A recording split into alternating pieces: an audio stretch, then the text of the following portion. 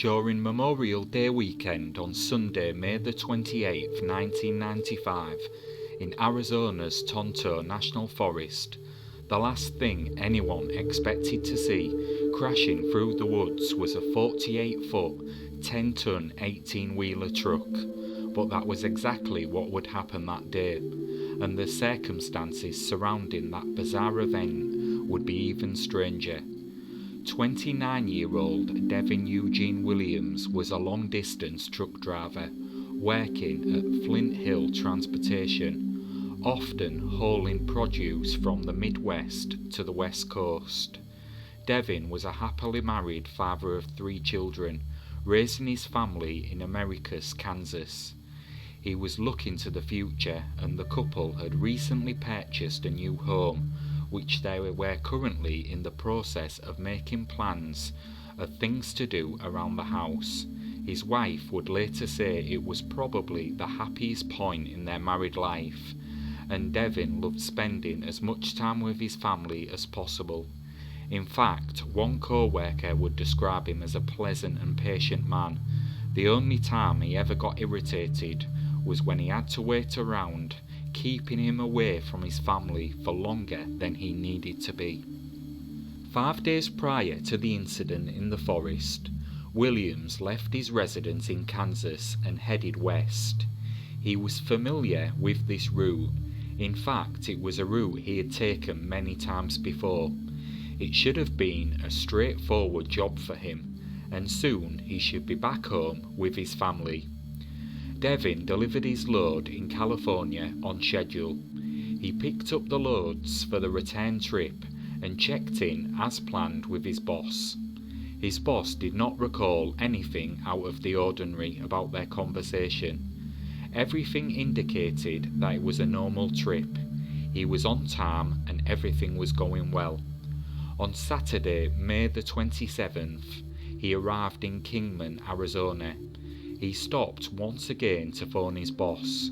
He mentioned to him that he was struggling to sleep, but he was eager to carry on. The quicker he could get the job done, the quicker he could get home. But by the next day, his truck would be miles off the highway. Off the beaten track, Lynn Yarrington was camping with her husband Jack. She was amazed to see the large truck driving down the forest roads. The roads are generally not passable by that larger vehicle. Most of the vehicles that drive on the roads are smaller 4-wheel drives.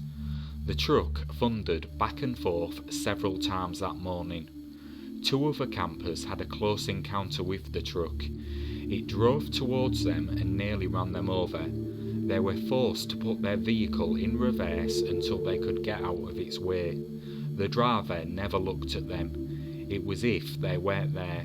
There was no expression on his face at all. He did not attempt to slow down or look over to see if they needed help or anything like that. He just kept on driving towards them.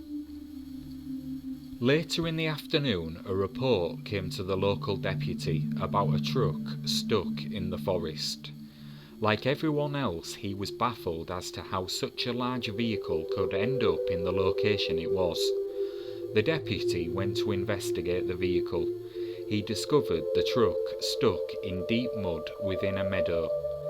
This meadow was located near Forest Service Road 137 in the Buck Springs area, nearly 20 miles from Highway 87. When the deputy opened the vehicle, the cargo was undisturbed and intact. 1,200 boxes of lettuce and strawberries, with the refrigeration still running. Prior to the deputy arriving, various people did stumble upon the truck. One witness did leave his vehicle to try and see if the man needed help, and to ask how he ended up where he had. The man replied, "They made me do it." When he asked who, the man muttered, "No, you can't help me. I'll never get it out. I'm going to jail." The witness now thought something more sinister may be at play, such as a carjacking or kidnapping. However, the man made no attempt to ask for help, nor keep him there with him. Back at the scene, the deputy tried to get in the cab of the vehicle, but it was locked. Peering in through the window, everything seemed normal. The inside was very clean, and there were no indications that foul play had taken place. The deputy checked his national crime computer and learned that there were no reports submitted for either a missing truck or missing truck driver. With the driver no longer at the scene, currently there was not much more he could do. At around 4 p.m. that same day, Lynn and Jack Harrington were driving through the forest along Forest Service Road 321 when they came upon a man off the side of the road near the trees. The man was kneeling on the ground, staring at a tree. The man, who was mumbling to himself, and the couple couldn't make out exactly what he was saying. Jack asked the man if he needed any help, and the man simply said, "I've got to light the grill." In his hand was a $20 bill, which he was hitting against a rock. The couple looked around but couldn't see any evidence of food that he may want to grill. When the man then threw the rock at the couple's car, they knew it was time to leave. This was the last confirmed sighting of Devin Williams. When no one heard from Devin that day or the day after, and he was off schedule for his delivery, he was reported missing. Those who knew him were certain that he wasn't the sort of person that would abandon his truck or act in the way people had reported. But all the eyewitnesses were certain that the man acting strangely in the woods that day was the same man in the photos they were shown, and that man was Devin Williams. Investigators began to track Devin's movements leading up to his disappearance.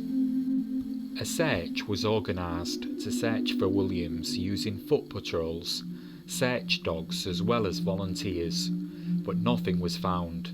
For investigators, they were stumped. Reports of his behaviour prompted suspicions that he was on drugs, but Williams was not someone who was known to take drugs, and those close to him consider it to be unlikely he had also passed all drug tests he had to take prior to this trip. Devin also did not suffer from any known mental health issues, and to my knowledge had not had any episodes prior. Deputies wondered if he had just planned to leave and start a new life. Was it significant that his briefcase, ice chest and sleeping bag were left in the truck, but his duffel bag and favourite cassette tapes were gone? If he had run away, he certainly conducted an elaborate cover.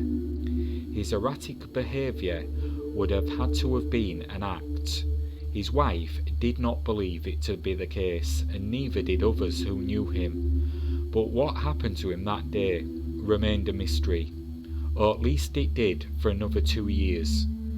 On May the 2nd, 1997, hikers found a human skull at the bottom of Muggian Rim near the intersection of Forest Road 321 and Rim Road 300 in Gila County, about a quarter of a mile away from where Devin was last seen. Dental records confirmed it was his. There was no evidence of trauma to it. Although no foul play was suspected, there are several unanswered questions in this case, predominantly what caused a normal, typical young man who adored his family, always desperate to return home, to end up where he did.